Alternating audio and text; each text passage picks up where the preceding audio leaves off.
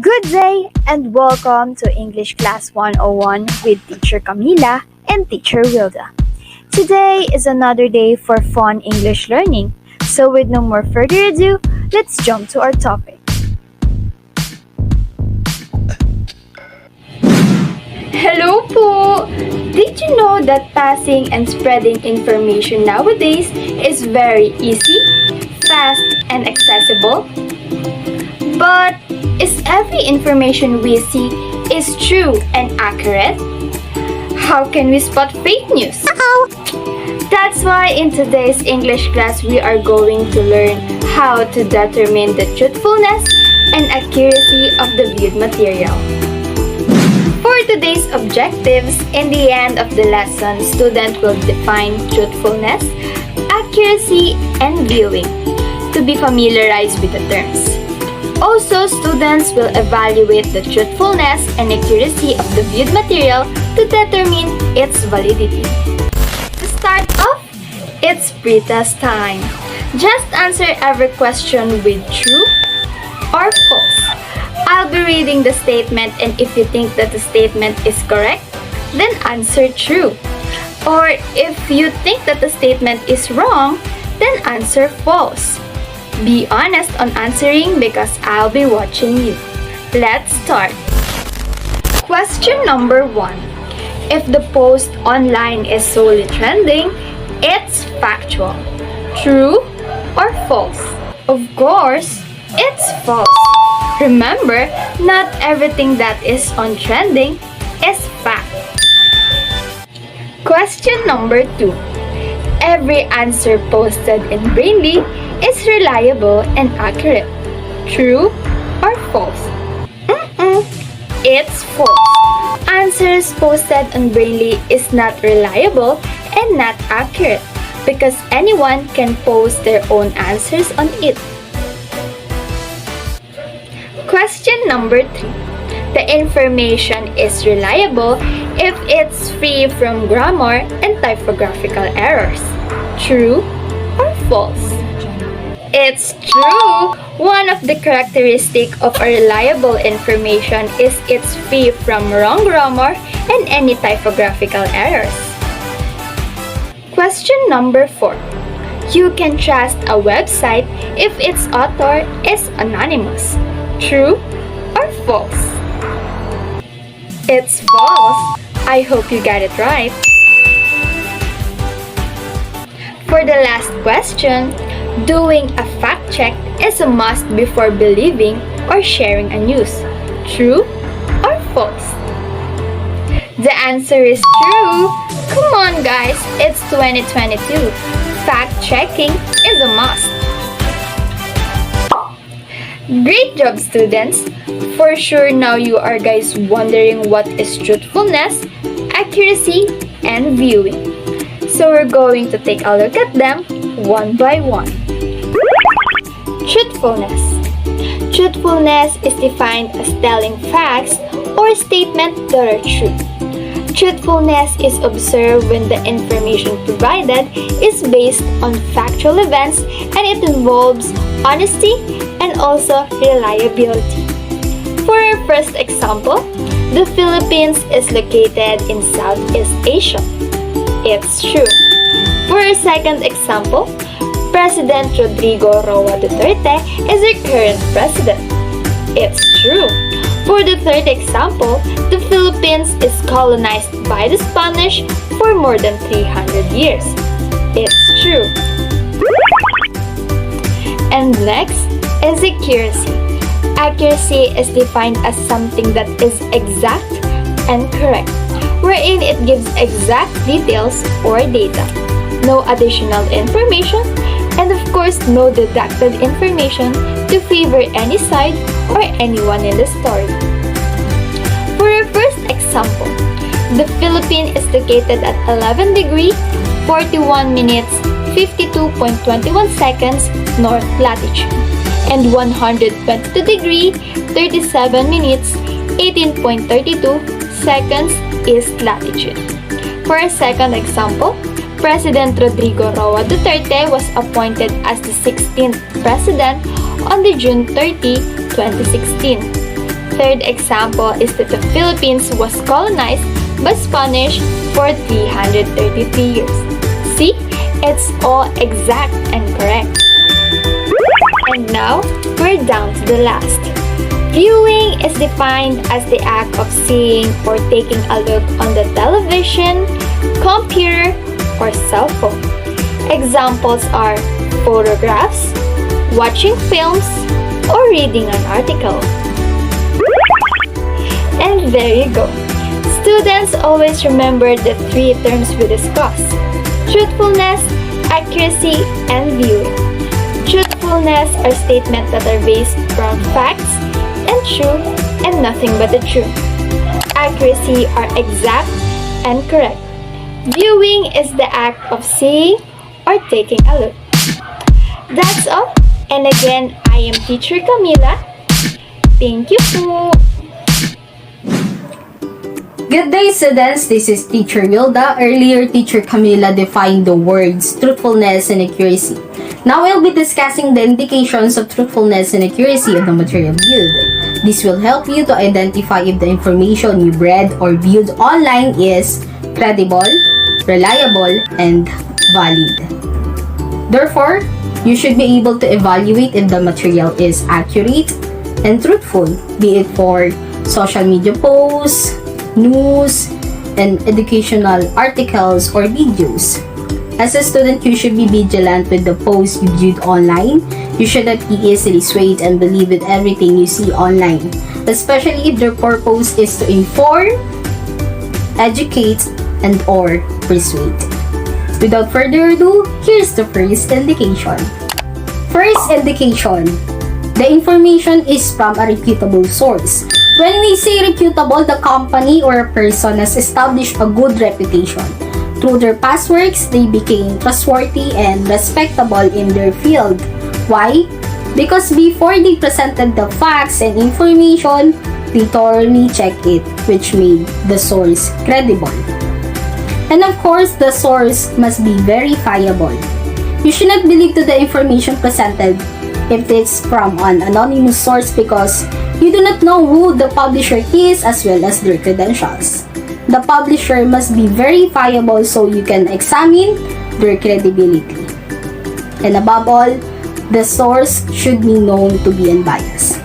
They should be neutral and they should not favor any party, so they will deliver the whole message without adding or erasing information, especially if it is a news network and educational channels and websites.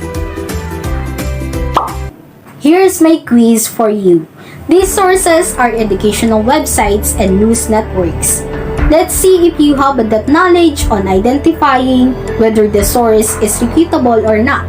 Number 1, Brainly. Is it reputable or not? Number 2, TED-Ed. Number 3, National Geographic. Number 4, Manila Bulletin. Number 5, Wikipedia. Number 6, GMA News. Number 7, Pinoy Trending News. Pause the video. Think about your answers. Then play the video and check. Okay, here are the answers. TED-Ed, National Geographic, Manila Bulletin, and GMA News are reputable sources. While Brainly, Wikipedia, and Pinoy Trending News are not. How many did you get right? Okay. To explain why the other 3 are not reputable sources, as you know, Brainly is a question and answer site. Students post their questions there, and other students and subject experts answer their questions. However, some of the answers are not verified and incorrect. That's why Brainly is not a reputable source. For Wikipedia, the information can be edited by anyone because it is a user-generated source. But you can use the references they use there as your source if you examine their credibility.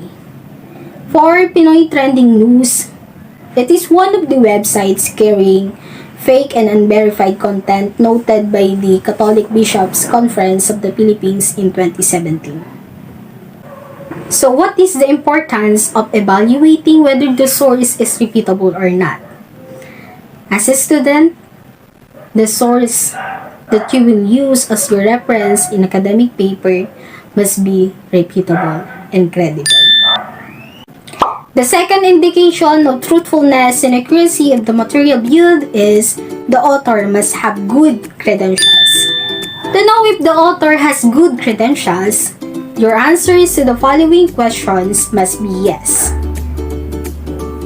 Is the author's educational background aligned with the subject? Does the author have expertise on the subject? Has the author written books or articles on a similar topic? If your answers to these questions is yes, then the author is credible.